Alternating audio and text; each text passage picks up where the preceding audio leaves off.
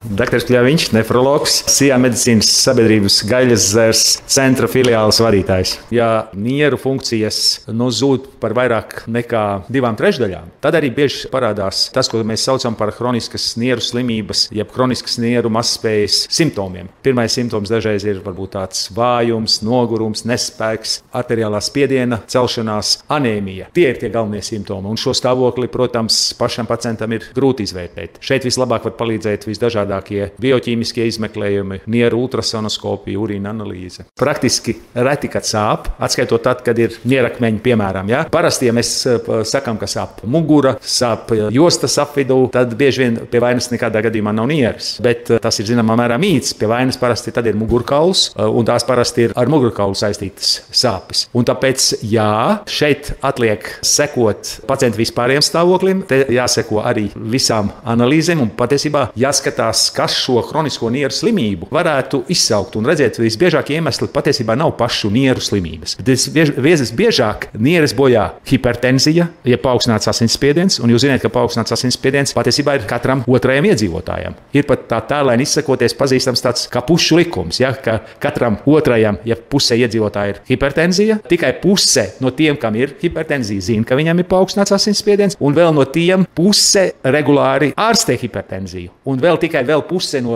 tiem, kas ārstēšana ir efektīva. Tā kā viena problēma, kas bojā nieres, tā ir hipertenzija. Otra problēma, kas bojā nieres, ir cukura diabēts. Un jūs zināt, ka pasaulē jau ir gandrīz 500 miljoni cukura diabēta slimnieku, un Latvijā jau ir kaut kur arī pāri 80,000 cukura slimības pacientu. Un trešā lieta, kas bojā nieres visvairāk, ir nekontrolēta pretsāpju zāļu lietošana. Būtībā tās ir trīs galvenās lietas, kas visbiežāk izsauc hronisku nieru bojājumu.